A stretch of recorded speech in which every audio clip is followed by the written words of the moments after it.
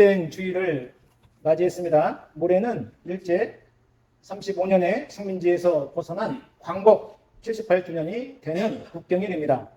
아무도 알 수 없을 만큼 갑자기 우리 민족에게 해방이 주어졌습니다. 우리 민족에게 광복은 하나님의 은총입니다. 한국교회는 이러한 하나님의 은혜를 생각하면서 항상 민족과 사회를 위해서 기도하며 빛과 소금의 역할을 다해야 합니다.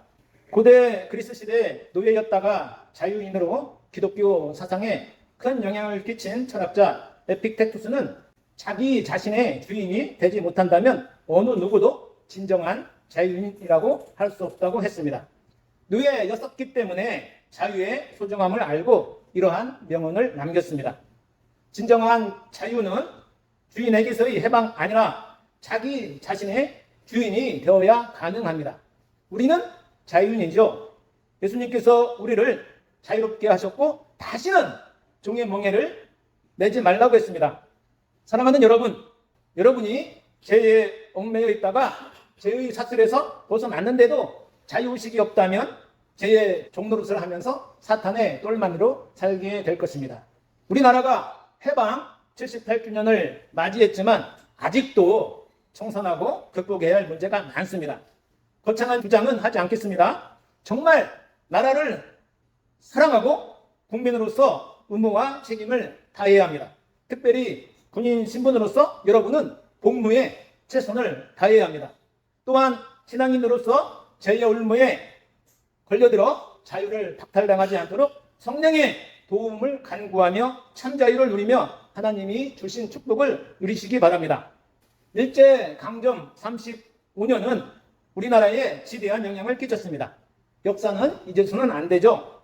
오늘 설교는 다니엘이라는 인물을 통해 그렇게 하지 아니하실지라도 라는 제목으로 말씀드리겠습니다. 랜드마크라는 단어가 있습니다. 특정 지역이나 도시를 대표하는 건물을 의미합니다. 또한 개념적이고 역사적인 의미를 갖는 추상적인 시공간을 설명할 때 사용되기도 합니다. 서울의 랜드마크는 남산타워, 롯데월드 등이 있습니다. 역사적으로도 한익을 긋는 사건이 우리나라에 너무 많습니다. 해방과 6.25 전쟁 등은 현대사의 가장 크고 높은 랜드마크로 작용하고 있습니다. 그러나 이러한 랜드마크가 있다고 해서 우리가 가슴에 새기지 않고 반성하고 실천하지 않는다고 한다면 그저 한순간의 경험에 불과하게 됩니다. 하나님이 내게 주신 은총과 비전을 발견해야 합니다. 하나님의 비전을 보지 못했다면 살아가는 동안 그 경험은 아무런 힘을 발휘하지 못합니다. 랜드마크 너머에 있는 하나님의 계획을 볼 때 진정한 내 인생의 분기점으로 긍정적으로 작동하게 됩니다. 여러분의 영적 랜드마크는 무엇이 있습니까? 천천히 살아온 나를 생각하면 하나님께서 여러분과 함께한 사실이 분명 떠오를 것입니다. 하나님은 우리를 흔들리는 파도 같은 세상에 그냥 두지 않습니다. 방주 안으로 노아를 부르셨고 홍수 속에서도 방주를 지켜주셨고 땅에 내려와 살 수 있도록 방주의 뚜껑을 열어서 노아와 그의 가족을 불러내셨습니다. 하나님께서 노아를 계속 지켜보고 기억하셨던 거죠. 만약에 하나님께서 노아를 잊어버렸다고 한다면 어떻게 되었을까요? 정말 끔찍하지 않나요? 이처럼 하나님께서 여러분을, 즉 나를 지켜보고 계신다는 사실을 분명히 깨닫고 세상 풍파에 흔들리고 힘들다고 좌절하지 않는다면 지금까지 보지 못했던, 경험하지 못했던 영적 랜드마크를 볼 수 있습니다. 모세에게 하나님께서는 무지개를 보여주셨죠. 우리의 신앙이 아무 힘도 발휘하지 못하고 그저 그렇게 살아간다고 한다면 우리는 하나님의 목적을 볼 수가 없습니다. 목적이 보인다면, 목적을 보게 되면 살아갈 방법이 보이며 역경에서도 인내하며 하나님의 목적을 성취하게 됩니다. 하나님의 목적을 발견하면 그 목적을 성취하도록 하나님께서 자원과 사람을 허락하시고 나의 모든 환경을 지켜주십니다. 이것이 신앙의 원리예요. 십자가 복음의 원리입니다. 우리에게는 영적 분별력이 필요합니다. 여러분이 생활에서 문제가 발생하는 경우는 두 가지입니다. 첫째, 하나님이 막으셨거나 둘째, 사탄의 공격입니다. 여러분의 어려움이 어디에 해당되는지 여러분에게는 분별력이 필요한 거죠. 그러나 자신의 경험과 지식과 선입견으로 판단하기 때문에 그냥 제풀에 쓰러지고 마는 것이 대부분 우리의 모습입니다. 또 자존심을 내세우면서 스스로 상처를 덧내게 하죠. 신앙생활에서 가장 필요 없는 것이 바로 자존심입니다. 자존심이 강하면 독선에 빠져서 하나님의 손길을 외면하게 되죠. 하나님은 사람을 통해 매듭을 푸시고 문제를 해결해 주시기 때문에 신앙생활에서 가장 필요한 것은 은사 나눔입니다. 은사는 나의 장점으로 남의 약점을 채우는 것이며 나의 약점을 남의 장점으로 채우는 것입니다. 서로 동역하는 것이 가장 아름다운 은사이죠. 모세가 기도할 때 아론과 홀이 나이 많은 어른이었지만 모세를 도와 아말렉과 전쟁에서 승리하셨습니다. 신약성경에도 베드로, 요한, 바울, 마가, 디모데 등 많은 지도자들과 초대교회 성도들은 은사 나눔으로 교회가 부흥했고 성장했습니다. 사랑하는 여러분, 자신을 향한 하나님의 비전을, 여러분을 향한 하나님의 비전을 발견하시기 바랍니다. 비전은 단순한 꿈이 아니에요. 우리에게 상상력과 통찰력이 필요합니다. 꿈은 개인의 실천 목표라고 한다면 비전은 꿈을 통해서 내가 해야 할 일입니다. 무슨 의미인지 이해하셨나요? 꿈은 그 사람이 떠나면 사라집니다. 그러나 비전은 그 사람이 떠나도 오래 지속되면서 영향을 끼치죠. 만약 대대장의 꿈은 대장님이 전출 가시면 우리 부대 안에서 멈추지만 대대장님의 비전은 전출 가시더라도 지속적으로 우리에게 좋은 영향력을 주게 됩니다.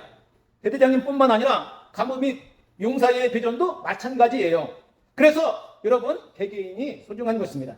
그런데 사람들이 부자되는 것을 비전으로 생각합니다. 분명 말씀드리자면 돈, 물질은 절대 비전이 될 수 없습니다.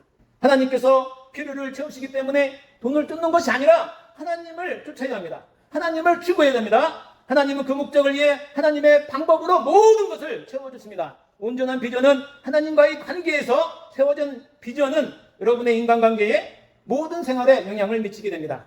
그래서 우리는 각자의 이치에서 하나님의 도구로 사용되어져야 합니다. 있는 자리에서 하나님의 일을 한다는 생각을 한다면 어떤 시련이 와도 역경이 와도 담대한 믿음으로 그 순간을 이겨냅니다. 오늘의 주인공 다니엘이 있습니다. 바빌론의 왕 느부갓네살 왕은 이스라엘을 함락시키고 포로들을 끌고 갔습니다. 왕족과 귀족 가운데 용모가 아름답고 지혜와 지식이 풍부한 소년들을 골라서 왕의 시중을 들게 합니다. 이때 다니엘과 세 친구는 이방신을 믿지 않고 자신을 더럽히지 않겠다고 서원하고 정결하게 청년의 때를 살았습니다. 아무튼 바빌론의 신하들의 음모에 이들은 풀무불에 던져질 상황에 놓이게 됩니다. 느부갓네살 왕은 이들을 아끼기 때문에 회유를 하죠. 그래서 이제 절을 하고 음식을 먹는다면 살려준다고 했지만 이 믿음의 청년들은 풀무불은 물론 왕의 손에서도 하나님께서는 우리를 구해줄 것이며 혹시 하나님께서 구해 주시지 않아도 이방신을 섬기지 않으며 절하지 않을 것을 담대히 선포했습니다. 정말 위대한 신앙 고백이죠. 주는 그리스도시요 살아계신 하나님의 아들이라는 베드로의 고백이 신약의 위대한 고백이라고 한다면 저는 다니엘의 이 고백이 구약의 가장 위대한 고백이라고 생각합니다. 다니엘은 페르시아 그레스 왕 때 또 한 번 이 길을 겪었지만 그때도 담대한 믿음으로 사자굴에 떨어졌음에도 불구하고 멀쩡하게 걸어 나왔습니다. 다니엘의 행동은 바빌론 바사의 포르기에 유대인들에게는 물론 이방인들에게도 큰 감동을 주어 왕들도 하나님을 찬양했습니다.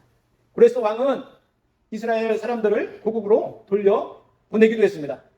다니엘의 이 위대한 믿음은 당시 사람들의 영적 랜드마크가 되었습니다. 이 사건으로 다니엘이 형통하는 삶을 살았다고 성경은 기록하고 있습니다.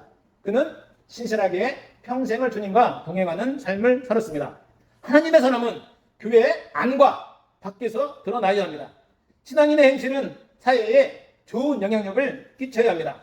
자기가 속한 공동체에 영향을 끼치며 하나님의 목적을 성취해야 합니다. 여러분을 통해 우리 교회가 또한 우리 대대가 우리 여단과 사단의 부흥이 일어나기를 소망합니다. 여러분으로 인해서 여러분의 가정이 친척이 친구들이 동료들이 감화를 받아 영적 부흥이 일어나길 축복합니다. 그러므로 인해서 그들과 함께 쭉 일평생 형통하는 삶을 살기를 목사로서 여러분을 축복합니다. 부흥은 개인이 한때 가슴이 뜨거워지는 것이 아닙니다. 집단적으로 이루어지는 것이 진정한 부흥입니다. 지속적으로 영향력을 발휘해야 합니다. 여러분을 통해 우리 부대와 이 땅의 부흥의 날이 속히 오길 간절히 소망합니다. 우리나라에 광복을 주신 하나님의 섭리를 생각하면서 예배 회복과 교회 부흥을 위해 더 국가와 사회와 우리 부대를 위해서 기도합시다. 아멘.